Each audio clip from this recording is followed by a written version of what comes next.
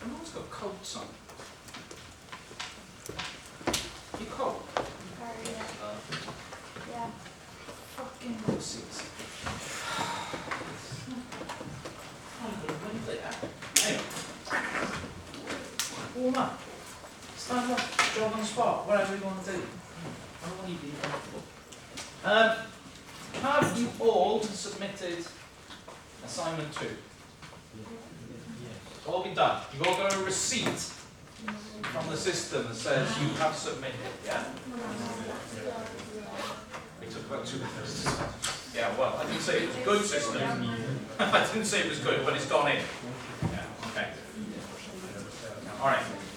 So, the way it works is, I mark most of them, Chris marks some, Evelyn marks some, and then I look at what they've given you and I change it if I think it's necessary, if they've been too lenient or they've been too harsh, so you all roughly get the same marks. So tomorrow, I'm going to start marking your assignments. I'm so looking forward to it.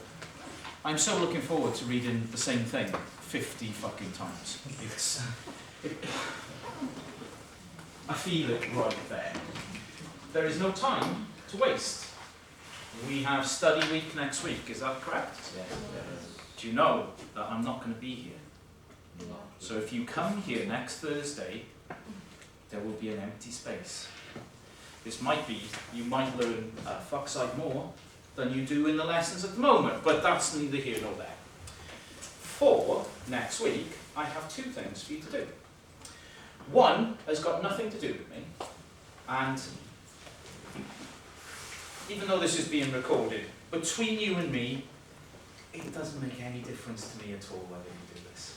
But I think it's something that you have to do at some point in your first year, so you might as well get this done.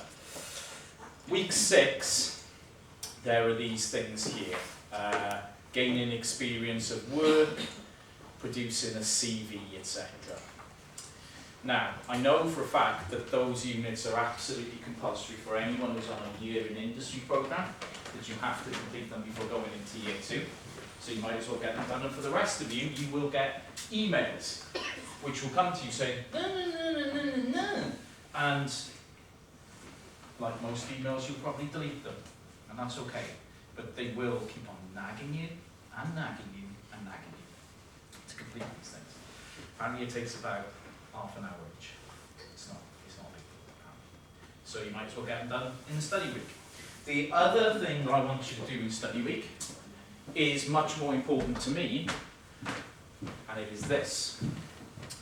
In this section here, assignment 3 topic list and information, you can access what you will be doing for assignment 3. There is a list here, and I've helpfully provided you with a book here which will help you do your assignments. So just click on the list, and it will bring up this document which has everyone's name, everyone's first name, everyone's student number. So in case you don't know your name, you can look up your student number, very important. And then a topic on this side, which I'm asking you to define. So please go and do that. My advice for this topic is very, very straightforward for this assignment. You're being asked to do a 250-word glossary entry on the topic you have been assigned. I have given you a dictionary of media and communications, which you can look up that topic in. You also have access on Canvas to the module handbook, and more importantly than the module handbook, scrub that, you have access to the module textbook on Canvas. Does everyone know this? Has everyone downloaded it? At the back of that textbook, there is a glossary of key terms. Feel free to look up your term in that glossary and use what Paul Hodgkinson has written as the basis for what you're going to write in your 250 words. I want 2 academic references in this piece as a minimum, and I've just given you 2 academic references for this piece, which you can use as the minimum. You're not on what? Whatever that is. Really? Yes. Important. If you're not on there, this is what you're going to do. You are going to email me and say, I am not on that list. And then I will give you a topic to do. That is bad in some way because I've now got to make something up, which is going to be problematic. But right. So please find yourself and do it next week. It's 250 words. Maximum length of time to complete this assignment in a satisfactory manner. Half an hour? It's a paragraph. It's a paragraph. You can look up the assessment criteria in the module handbook. What I'm looking for is clarity, accuracy, and use of academic sources. As long as you've done those things, perfect. Or a chapter statement, but I know there's no page. There is more than, there is like a, This one. yeah. Although of course there's not 100 odd people here. I no longer have any power. This is the problem. See, I could scare the shit out of people in the past by saying like, if you don't fucking come to my lectures, I'm going to make sure you don't get a reference when you leave university. And people would come. Now I don't have that power anymore. So I'm going to go through the data of who's been at these lectures and then use it as a covariant in marking. So like, if you've missed 20%, I'm just going to take 20% off. I think that's fair. You know? People who've been here 100%, nothing to worry about. You all look at me thinking I'm joking. Now, by university regulation, I have to go through this document. So thank you to the 61 people who completed this. This, remarkably, is the most people I've ever had complete something like this. All right? Usually, you get a traffic light system on when you access this information. You get like red is like 0 to 10%, orange is up to 20%, and anything over 20% is considered really good. So 60% is fucking mind-blowing as far as I'm concerned. I was just like, whoa, what? 54% is it? It's just like, shit. Third years come in at 70%. I was like, people got nothing better to do. So, in the individual scores here, they're all pretty much of a muchness, and the average of them is all 2, which I assume means in these categories here, it's like one person saying that the module shit. That person is welcome to come and have a chat with me about why they think the module doesn't deliver on any of these things. I don't hold it against you, it's no problem at all. Please do come and have a chat with me if you're dissatisfied. But I'm not going to spend too much time on these because it seems that most people are quite satisfied. Thank you for the very kind comments on the whole. There were a couple I need to pick out. One, this person here needs some kind of help. The university is structured towards the blind. I don't know the steps and that, it doesn't seem so, but you can get like dogs and sticks and shit, alright? Specsavers. Do you know you can get a student discount on an eye test? Yeah, go for it, whoever this person is, because that's fucked up. Now, the other one, thank you Ken for kind things. This comment here, okay? Somebody in the class finds me overwhelming and talks about my own opinions. Okay. These opinions are rooted in my profession, which is Associate Professor of Media Theory at Swansea University. Therefore, I'd like to think my opinions are actually relevant to the topic at hand. However, if things are making you feel uncomfortable, I will try to tone it down a little bit. But it's me, unfortunately. I can't change my personality. I am a bit of a prick. So I'm sorry about that. You know, and the good thing is, from this module onwards, by choice, you never have to see me again. Okay, but yeah. Otherwise than that, people have raised some good points about structure and so on as well. So I will keep things as they are if people are generally happy with it. That's not the only way that you can give feedback. This is a very important point that I think needs raising. We have other mechanisms to have feedback of people. This is an anonymous way of doing it, and the others, the best one in the world, don't tend to be anonymous. But if you're approaching somebody because you feel that the module they're delivering isn't satisfactory for you, please don't be scared to do that. It's not like I'm going to launch at you or something like that, or to attack you because there are things that you don't feel are satisfactory. Please do come and see me. Or if you're not comfortable with that and you need a bit of distance, email me. That's not a problem. I welcome feedback, whether it's negative or positive. Okay? It's important that I know that everyone, to the best of my ability, is following the module and is getting something out of it. If people aren't, that's really important to me. This isn't always the best mechanism to capture that. It's probably the best of a bad set of options, but they aren't a great set of options, is the truth.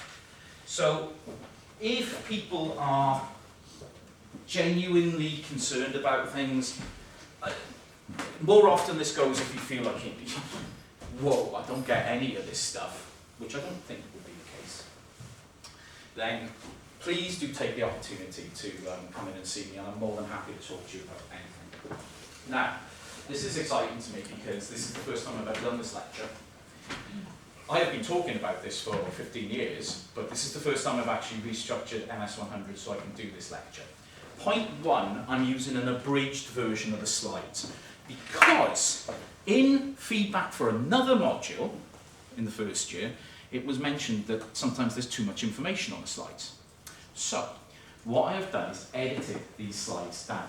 There is a full version of the slides on Canvas if you want to have a look at those. You're under no obligation to do so, I should add, but they are there for you to use if you see fit. Last week we talked about the political economy of the mass media. This is the political economy of the digital age that I want to talk about today. So, as a kick-off point, can anyone give me a rough idea when the digital media age begins? In the 18th thing? And do you know when that is? The 80s? Or the 60s? Somewhere between the six, big period of time. When the internet became a thing. When does something become a thing? When it's created? I don't know. Is it like, okay, so like, who do I hate? Ed Sheeran. Hate that pasty-faced twat. Now, when did he become a thing? When he was born? No, When he blew up. So the internet blows up at a certain time. What I'm getting at here is that kind of the right answer is here somewhere. Internet blows up, roughly speaking, in 1995.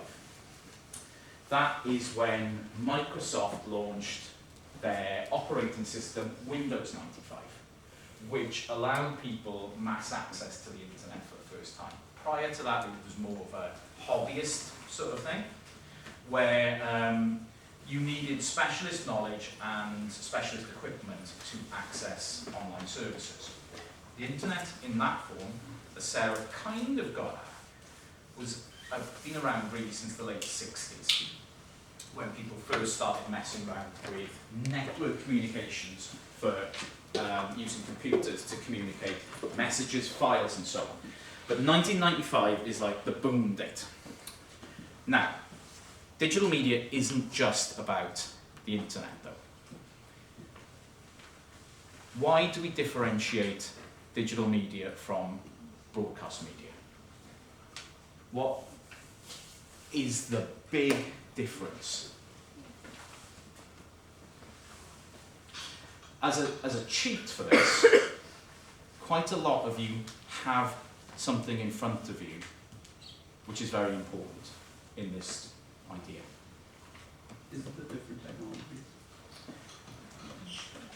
It is about different technologies that emerged, but what is important about those different technologies? Very accessible, but not quite. Which emerges from this age? Yes, absolutely right, but not quite what I'm getting at. Paper to computer, And what about it? going from like, you know, like newspapers in like a physical format to maybe being on a computer. And could you access any other media on a computer? Yeah, like you can access books, you can access videos, Films? yeah. Audio? Yeah. We call this convergence. In the 90s, media converges.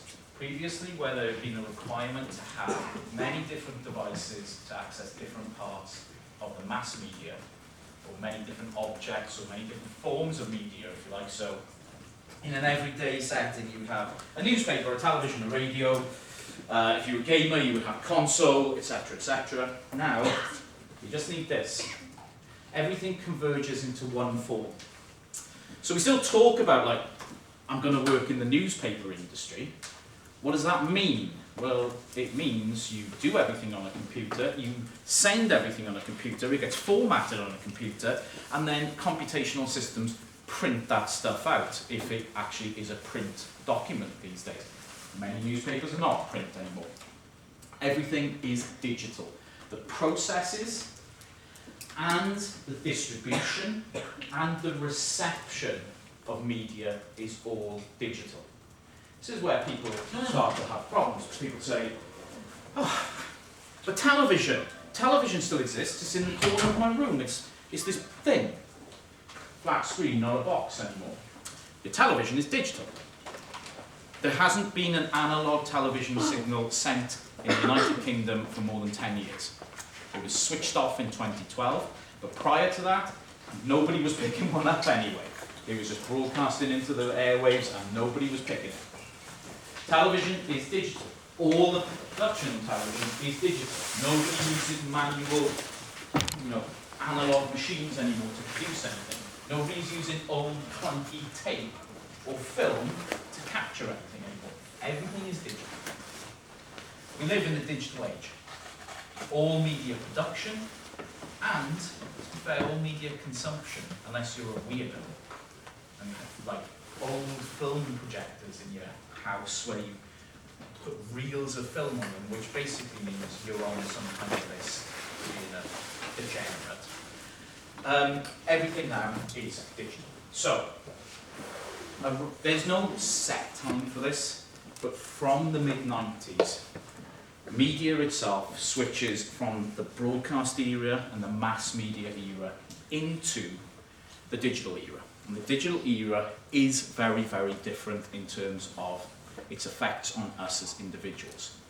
What I discussed last week is not irrelevant, but contextually we have to think about these things in terms of how they work in the digital. So, key last week was about ownership, and how ownership of media affords people political power in everyday life. How that is important in structuring politics, society itself. Remember the base and superstructure model. Those who own things at the base have influence in culture, which sustains the base, which legitimizes the ideologies of the base. That's still important to know. But there are a whole other bunch of stuff that we need to know as well. And that is what this lecture is about. So,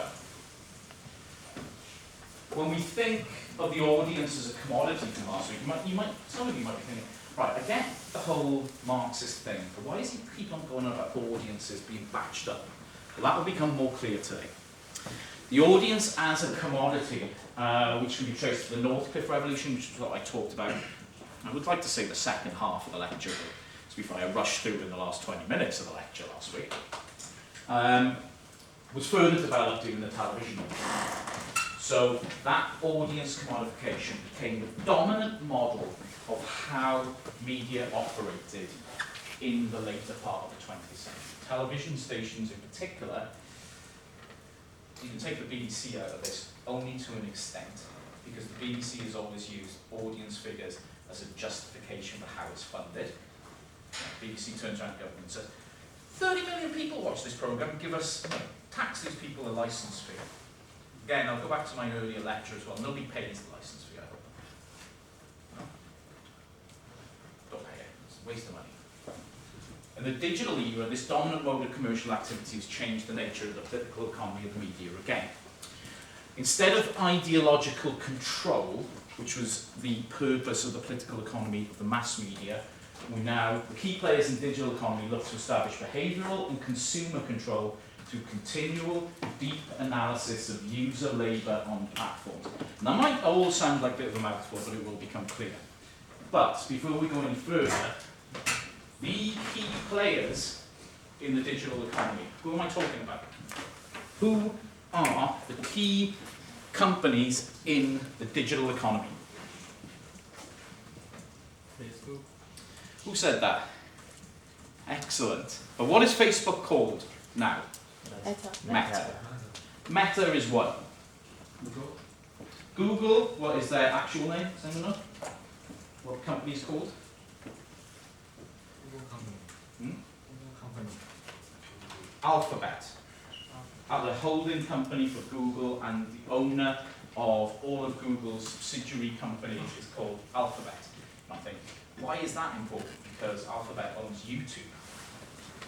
So when you think Google, you must also think YouTube at the same time. They are the same. So that's 2 of the 4.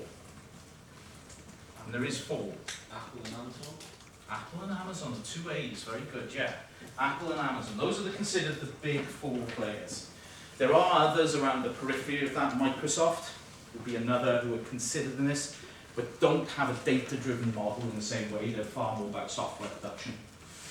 And Sony would be on the periphery of this as well, but they're far more of a hardware creator than a data-driven organisation. So big 4, Amazon, Apple, Meta, and Alphabet, 3 A's and an A. Important you use the right terms. Google is Alphabet. Meta is Facebook. Just as a byproduct of that, Meta as a company, Facebook, what else do they own? Instagram and WhatsApp. This company, if you think about your daily practices, because I'm just get this out all the time now. Don't even use Facebook. I haven't got an account on it, never on it. Have you got an Instagram account? Yeah. Do you use WhatsApp? Yeah. Yeah, you're a customer. Well, you know, I'll go on and prove that you're not a customer, but you are on their platforms. Get this all the time with when I'm trying to do reforms for GCSE and A-level media for the WJC, and lecturers and teachers at school say, my students aren't even on Facebook. Do they use Instagram? Oh yeah. Shut the So after it needs to be said that we live in a digital environment, there is considerable anxiety about how the business model of the digital companies affects human affairs. And media scholars like myself have been discussing this for a very, very long time. What we converge on in terms of theory is this. Digital media companies are interested, not like the mass media was, in grouping lots of people together to be sold, but instead understanding us at an individual level. So the focus is completely different in terms of political economy. It moves from understanding a mass audience to understanding the individual. Why would Twitter not be part of this then? Because they're part of the digital economy, why are they? Do you know how many users Twitter has? No. 230 million. And that's a lot. Do you know how many users Facebook has? About half the population of the planet, about 3.5 billion. So whereas 230 million isn't an insignificant number, compared to Amazon's daily sort of custom, Facebook or Meta's daily custom, the number of searches on Google per day, which is in the tens of billions, They're really small. This is, you've preempted something that's coming at the end of the lecture, which is fine, which is great. But it does make me wonder why somebody would pay 44 billion for something as small as this. But yeah, I will come to that at the end.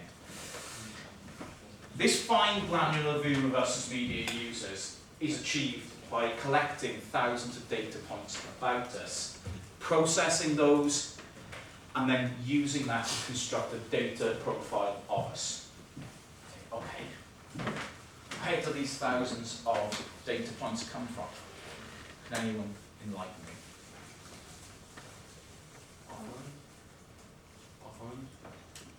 Yeah, but how? Well, why would your phone create thousands of data points? Search history. Search history. Your search history for one. Okay, so everything you look for. If you're Amazon, yeah. Everything just input. All inputs. If you have an Android phone, Google is collecting every input that you put into your phone. If you have an Apple phone, Apple's doing the same, collecting huge amounts of data points. Interesting thing about the phones, which people never consider, is it logs everywhere you go to within half a metre. So every place that you go with your phone is collected. Now, let's say Tallulah. You have a very boring life, yes? Yeah. Tallulah lives in a flat. She comes to lectures. That's all she does because she has no life. Which is sad times, but what are you going to do? Your phone company, or your manufacturer of the handset, and who runs the operating system, you've got an Apple phone? Outstanding. So they're all one and the same. Apple knows that Tallulah has no life. So, it knows this because it charts her movements over time and sees that she goes home, goes to lectures, and that's it. So what does Apple do with that information? Sells it. To whom? Third-party companies. Which will do what? Try to sell her like something that would. They'll try to sell her like cats and shit, you know, and you know, blankets and you know, those little bowls of potpourri, you know, and all that rubbish like that, because you have no life, right? So you know, you know, lots of things that say like live, laugh, love. You're going to get adverts for that shit because you don't have a life, yeah. And the company knows this. It can direct it towards other companies in order to do that. But it doesn't just do that.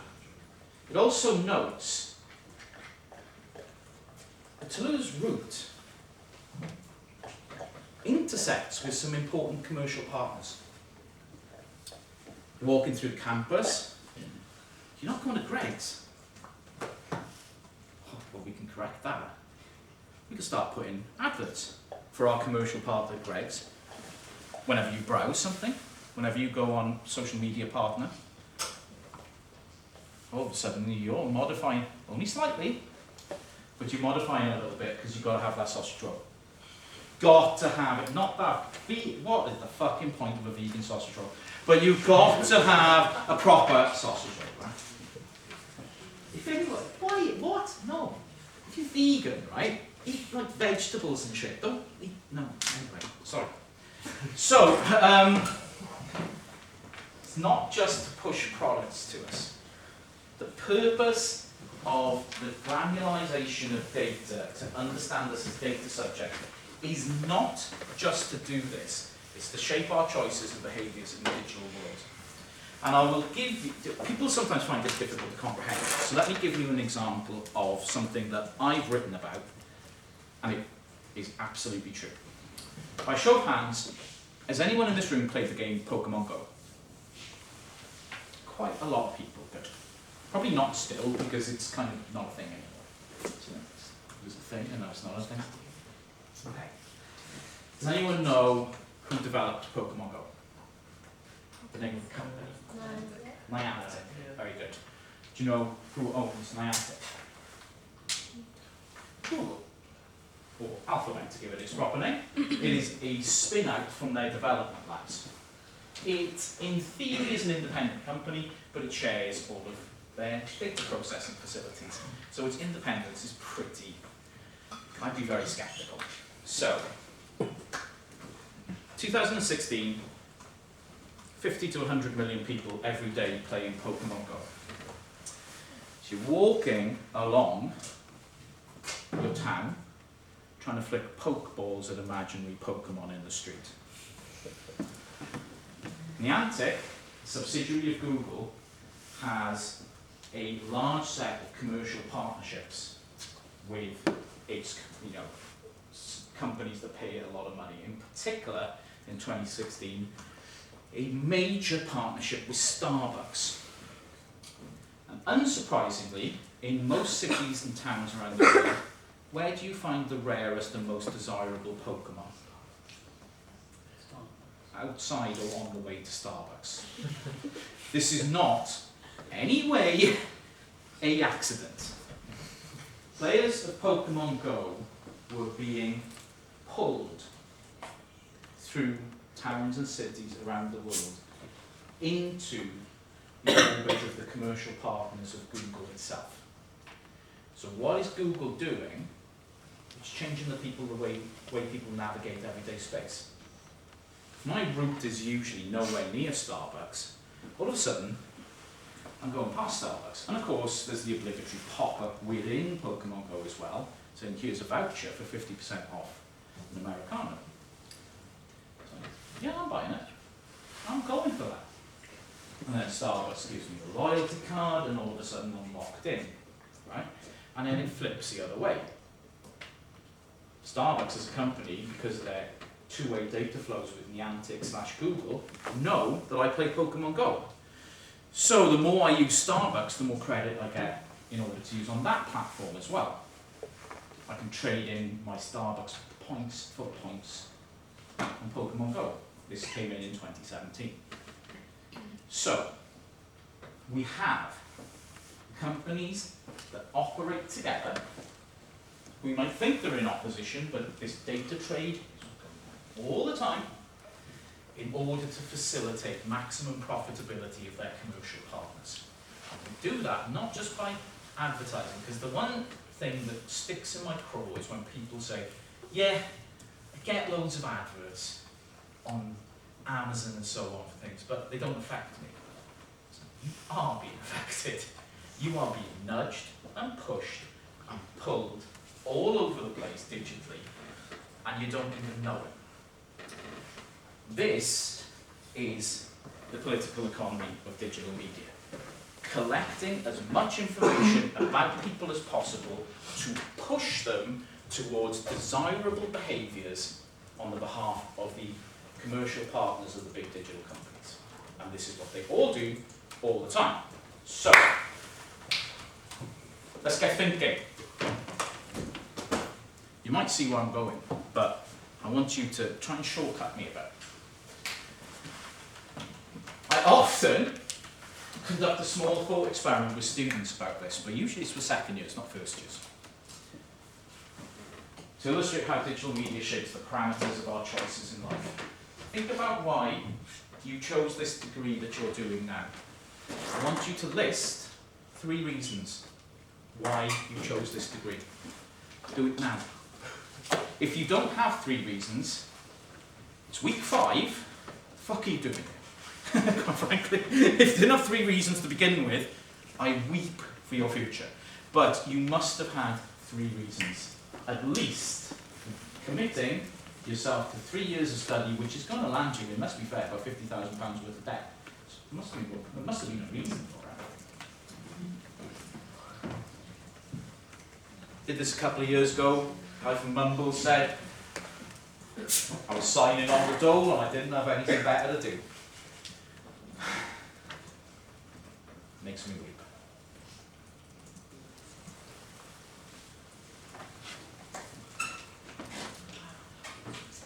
Please keep these to one side because we will go through them at the end.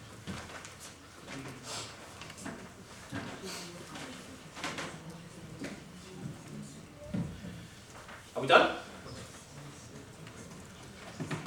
Yay, nay? Everyone reasonably happy? Okie dokie. So, When the digital revolution began in the 90s, there was a very different character to the world. Amazon began in 1994, but it was literally like a bookseller out of a garage. Tiny company until the end of the 90s.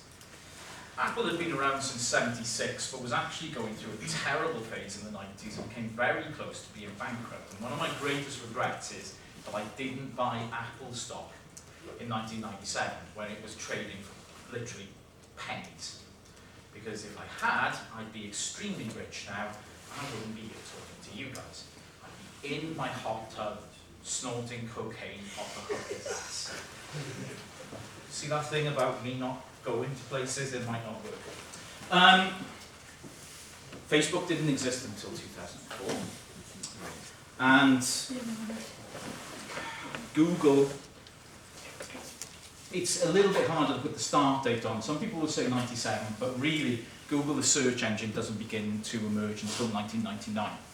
So this period in the mid-90s when the internet became a thing, the major digital companies really didn't exist at that point. The major companies in the digital media space would have been Microsoft, IBM, and a conglomerate of sort of smaller companies which have disappeared over time and which didn't have the critical mass to take on the big companies when they came along. Mostly around manufacturing and software services. At this time, in the 1990s, because of the lack of domination of this digital media field, there was a very optimistic view about what the internet would do for society. So this is John Perry Barlow, and in 1996, John Perry Barlow wrote a document called the Declaration of the Independence of Cyberspace. In that document, Barlow proposed that the internet would be a space for human development free of any influence of law or government. We could break free from the constraints of law, government, and, in fact, capitalism as well. This would be a space where you didn't have to continually trade your labour in order to buy other products. Everything would be free. Everything would be available for free. It's a beautiful vision, and Barlow, who now sadly has passed away a couple of years ago, but he was also completely wrong, unfortunately. Totally and utterly wrong. But not for bad reasons. John Perry Barlow was kind of writing some of the potential of the internet, but what he didn't see was that companies would come along and find a way of monetizing the basic things that we do online. It wasn't apparent in the 1990s that there was an actual gold mine sitting there based on people's activity. People were doing things online and nobody was thinking about, if I pull all this together, there's a really valuable commodity to be sold. Now that really didn't begin, and that view of how we can make money from people's activity doesn't begin until Google, quite by chance, started stumbling across how much data they had from searches in 2001. They were looking to refine their algorithms more, to make it a more effective search engine. Because it was pretty good in '99, but it was a bit of a dog for some things. So they were looking to improve this, and as they were looking to improve it, they were using all the data they'd collected from people searching. And it occurred to one engineer there that we can sell this. You can see patterns in things. Now that idea of patterns in data had already existed prior to this. Does anyone in this room have a club card? Quite a lot of you. Fantastic. Club Card launched in 1993. The first big-scale loyalty program for a shop in the United Kingdom in 1993. In 1996, data engineers working for Tesco noticed something really, really odd. They could predict with almost 100% certainty when somebody was going to become pregnant. Not that somebody was pregnant, but when they were going to become pregnant.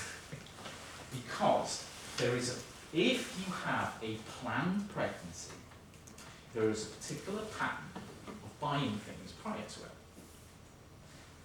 And they started to piece together a pattern of how women club card users would buy certain things, like for example folic acid, which improves fertility, and certain supplements, and certain other things that people might buy in order to improve the chances of being pregnant.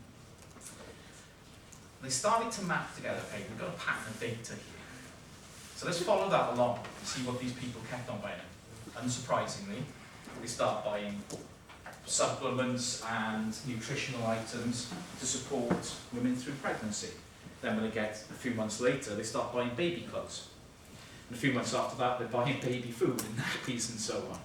It's like, shit, we've hit something here. Now, what do you think Tesco did with that information?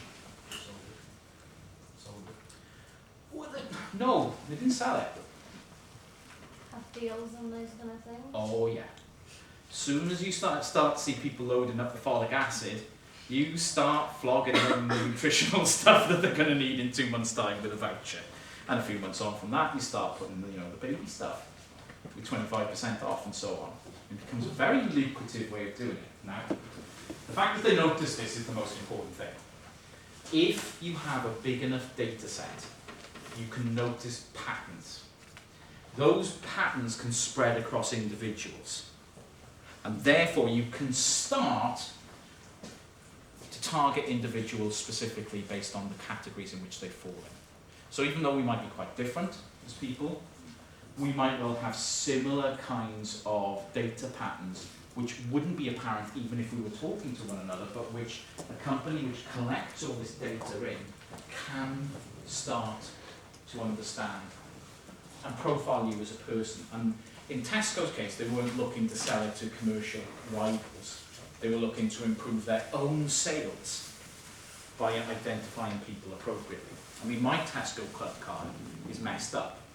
I get like 25 pence off like the hot Watsits, because that's my buying patterns. I get like £1 off beer and Watsits. That's my diet, right? At this point, I'm like 8 minutes from serious liver death. So, and they're offering the aspirin. I'm getting 25% off that as well. Basically, people like Barlow didn't see this coming. That all the huge trace of information that we would leave behind us through living our lives online would be something that could be used for profit. It was not apparent in the 90s that this would be the case. And so, the optimism of the digital age as it began has been replaced with a desperate cynicism and pessimism. That can be termed around this. The transformation of the World Wide Web from this utopia where people could do anything they want, free of control, into the kind of place where companies know that you're pregnant before you're pregnant, we call the weaponization of the web. That term was coined by Tim Berners-Lee. Can anyone tell me who Tim Berners-Lee is? Anyone know? He's a British scientist who effectively was the inventor of the World Wide Web. People will say sometimes Tim Berners-Lee was the inventor of the internet. He wasn't. The internet was around a long time before Tim Berners-Lee, but he was the inventor of what we know as the World Wide Web. Any web page that runs on a system created by Tim Berners-Lee in 1992 at the CERN laboratory in Switzerland. Berners-Lee came up with a set of protocols which would allow you to do something which is really straightforward now, but was revolutionary at the time, to have a single page that would have text, images, sound and video. The basic foundation of the World Wide Web itself. Any page on the World Wide Web can host any kind of content. When we use the term internet, we're referring to the global system of wires and cables that go underground, which link to devices and which use protocols to switch data between them. Largely speaking, what we call packet switching protocols. Information travels from one point to the other point by being subdivided into infinitely small packets of information which are easier to send. This is why communication online seems instantaneous, because it breaks down and then puts it up. A number of services and software applications use the internet as a carrier or platform, like all of the big four companies. The big four companies are not the internet, but they use the internet as a platform by which they do their business. the applications that you find on your phone are not the internet, they run on the internet. Similarly, the World Wide Web is not the internet, that's a software platform that runs on the internet as well. So when Barlow was talking about the freedom of cyberspace, he was discussing the freedom that people have to communicate and create on the World Wide Web and other platforms. That no longer exists. The platformization of the internet is what has happened really since the early 2000s. If you access Instagram through your phone, through the app, that is not on the World Wide Web. That is an application designed by Meta as a walled garden. What goes into it is controlled by Meta servers. What goes out of it is controlled by Meta servers. They all operate on the internet, but they are walled off from the rest of the internet. And now, increasingly, our online communications are solely done in these controlled systems rather than on the World Wide Web, which was an open system. So the inventor of the web, Tim Berners-Lee, claimed that the web itself is under threat from misinformation, questionable practice of political advertising, a loss of control over personal information, and the weaponization of the web by major companies. By weaponization, he refers to the use of data harvested and analysed by Facebook and others, and then deployed as tools for political gain. Where did politics come into this? Well, it's not just economics that we need to worry about. Every day we are pushed political information on these platforms. You might not be aware of it, but you are. The algorithms which decide what is shown on your Instagram feed, your Twitter feed, your Facebook page, if you have a Facebook page, these are all there to prioritise partners of those companies. And those partners can just as easily be political, not economic. There have been a series of political decisions made over the past 10 years where partially the explanation for why people voted the way they did can be traced to the use of digital media platforms. How companies and how organisations, I should say, used companies to target people in particular ways. So algorithms trawl through the interactions and activities of users on the platform to gather information about sexual orientation, race, gender, intelligence, even things like childhood trauma. Facebook knows if people were abused as kids. You might never have mentioned it, but there is a pattern. Their algorithms identify that pattern. There is a pattern, not necessarily in what you use Facebook for, but Facebook trawls the entire web to track your behaviour. It will see the pattern that it is established, and there's not just one, there will be, I would suspect, hundreds of patterns where people could be identified as somebody who has suffered childhood trauma of that way. And they will know. And what will they do with that information? Well, you might think, well, nothing, because Facebook's a really moral company. No, they will also know that people who've suffered particular forms of childhood trauma can be manipulated in certain ways. And therefore, you are somebody who could be persuaded to perhaps vote in a particular way. And therefore, they will sell your profile to a data broker who is working on behalf of a political party, so you can be shown advertisements which might persuade you to vote in a particular way. This is how it works. This is what we call weaponization. A great phrase for this is the refining of what we call digital oil. Our data, our lives, our activity is the digital oil. Before the digital oil was just black stuff that you got out of the ground, which you shoved in a barrel and sold for $74 a barrel. Great. The digital oil is us. And digital oil basically is our activities online, the big data that makes up our lives. And the results of these now, if you don't know who these people are, you might want to look them up. This is Carol Corvala and Emma Graham Harrison. They were the people who reported first the Cambridge Analytica scandal. where 50 million Facebook profiles were deliberately targeted with false advertising in the 2016 US election, based on this kind of algorithmic profiling where you could pick out people who you thought, and these are the terms that we used in the report, mentally susceptible to voting for Donald Trump. People who could be targeted because basically they were identified algorithmically as being weak and could be persuaded to vote for Donald Trump.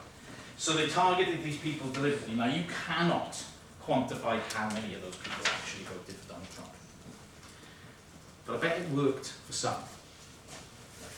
You know, if you target 50 million and he wins the election by 2 million, which is how it happened in 2016, well, 2 million votes that counted. He actually lost the popular vote, but if you look at how it broke down in the states that he needed to win, the margin of victory was about just a tinge under 2 million.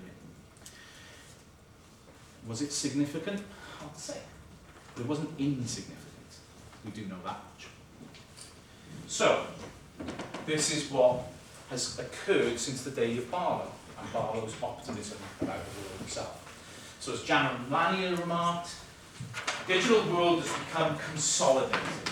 The digital world, from being a vast open space, has actually been consolidated by a few companies who have become vast data aggregators and become incredibly wealthy because of that. And we know the names of the people who become wealthy as well. You know, Jeff Bezos. So you know this guy goes into space in like a penis-shaped sort of spacecraft. Son of a bitch. Monopolistic positions have been established in search and data organization by Alphabet Google, social networking by Meta Facebook, operating systems like Microsoft, online retail, and the production of luxury computational goods like Apple, for example. So the web and network activity is dominated really by a few companies and a few companies alone.